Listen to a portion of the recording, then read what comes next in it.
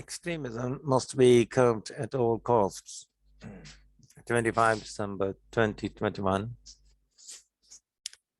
These are letters to editor in Dawn newspaper, 25 December 2021. This is with reference to the article from Sialkot where December 17, the Pakistani church leadership shares the concern expressed therein and firmly believes that it is time our state authorities considered bolder and long-term actions to stop the blatant misuse of the blasphemy laws, as well as to address the root causes that shape such extremist mindset and violent behavior.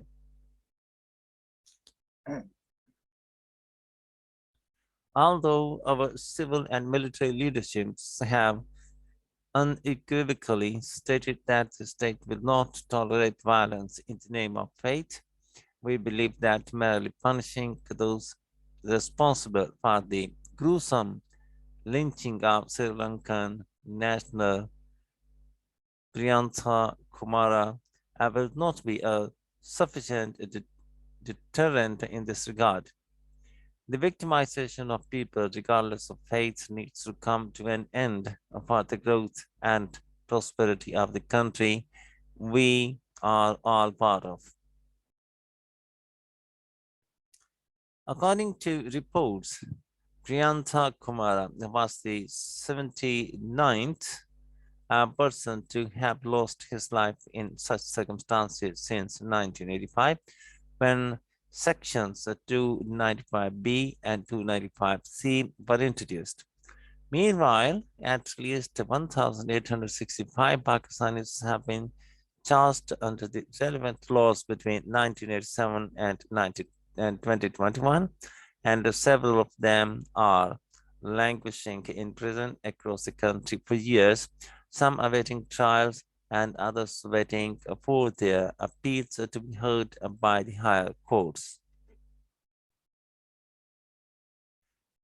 It is a known fact that judges, both at the trial and appeal levels, are reluctant to hear these cases due to security threats resulting in the prisoners and their families being the ultimate sufferers. During our interactions with government representatives, we have been repeatedly given assurances that the government would not allow any misuse of such laws, but cases continue to be registered under the statutes without following the procedures of investigation at law.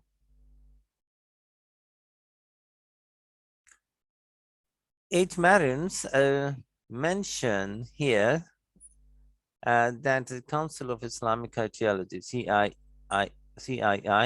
the Islamabad High Court IHC, and the Senate's Special Committee on Human Rights have on various instances recommended introducing punishment for false accusers similar to the ones prescribed for those convicted under the laws, but subsequent governments have failed to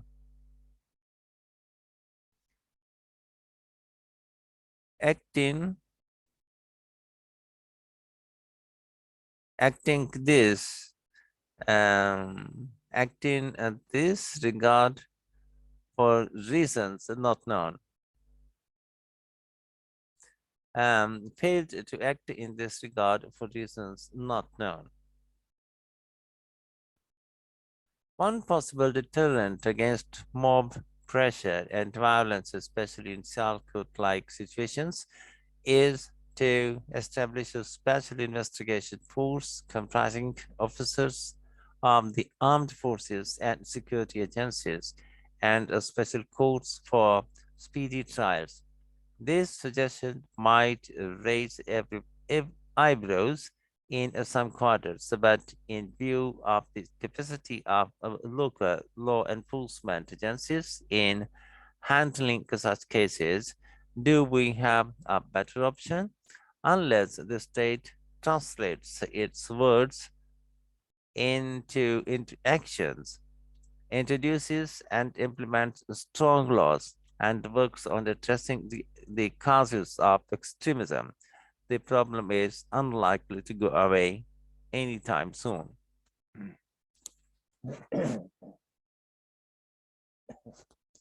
Dr. Azad Marshall, moderator, President, Church of Pakistan, and the Bishop of Raiwand, Lahore. US and Islamophobia, 25 December 2021. This refers to the editorial Islamophobia Envoy, December 17, about the bill passed in the United States for appointing a special envoy to monitor and combat Islamophobia. This apparently seems to be a good step, but the question is, who created Islamophobia? Undoubtedly, it is the US itself that is responsible for creating a hostile atmosphere for Muslims across the world. Another question arises, why does it now want to do nice things that apparently look nice and are in favor of Muslims? First, Washington encouraged and supported the Afghans to fight against the Soviet Union after it invaded Afghanistan in 1979. We all know that it was a proxy war which the Afghans unwittingly fought for the Americans. Later, the US brought Al Qaeda into existence after the Soviets, battered and bruised, left Afghanistan. The same people who fought against the erstwhile Soviet Union turned against the former ally, the United States, realizing that they had been used and that the US was not actually a friend.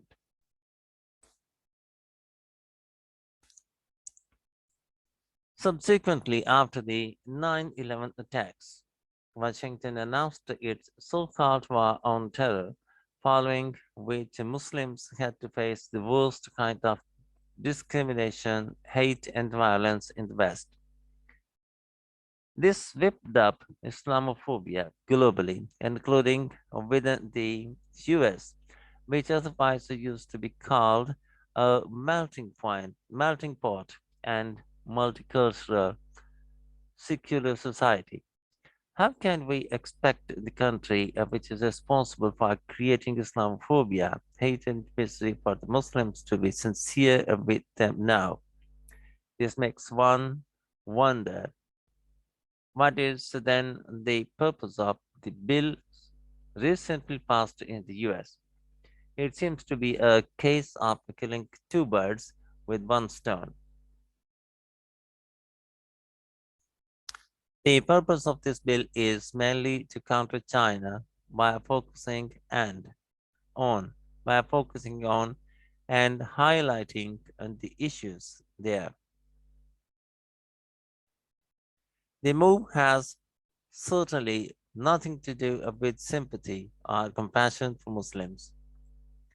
With its booming economy, China is believed to be the likely superpower by 2050, and the mere thought of it is a nightmare for the US, which now wants to target China through the special envoy for monitoring Islamophobia. On its soil, though, the US will do hardly anything to curb Islamophobia. Zakir Ahmad Avaram. The powerful debate, 25th December 2021. This is the reference to the letter Talfuds in history, December 4, which is dismissive of the battle at Mayani, and to say Sindh was lost by the Talpur in just 3 hours. This not only distorts the reality, but is disrespectful of the sacrifices of the 6,000 soldiers, including many notables who gave their lives defending Sindh that day. A battle where 33 people died every minute means those defending their land had not cared about the cost. Those fighting there that day were defending Sindh and not respecting those who fell defending Sindh in an act of gross injustice. Unfortunately, the Thalpurs had mistakenly believed and hoped that the British would not violate the treaties, and yet, when the time came, they mustered 27,000 men to defend Sindh. The British forces with superior arms were entrenched at Miani, and the Thalpurs had to attack, which was an advantage for the British army. The British lost only 256 men. Moreover, the Thalpurs probably were the only rulers in the subcontinent who built forts and not palaces. They built forts at Islamkot, Nokot, Kodiji, and Ranikot, while the loss of Karachi has been lamented, it has been conveniently ignored that it was the Talpurs who secured it for Sindh from the Khan of Kalat. More importantly, today Sindh comprises the area that the Talpurs brought under their rule. Those constantly harping on the division of Sindh being the mother of all evils forget that it was an administrative necessity. This also fostered harmony and peace. Dr. N.A. Baloch, in his lecture on the foundations of Thalpur rule, says they, Thalpurs, governed by consent and a local community consensus, Rajan Ja Faisla became the decisive factor. As far as the Tal and Bur fable of Sorle and Dr. Mumtaz Pathan is concerned, it does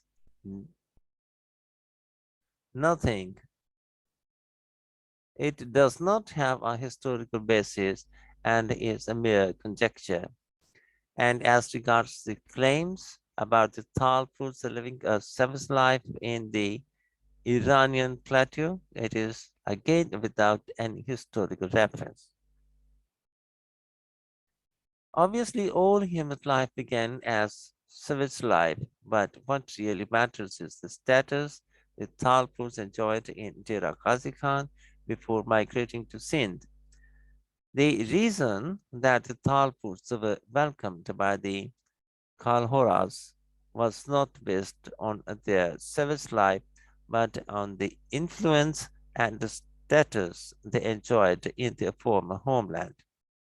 It is not surprising that the British tried their best to discredit, demonize, belittle, and malign the native and the vanquished in Sindh. But what is surprising is the bias that local writers show against the Talpurs. This is not only deliberate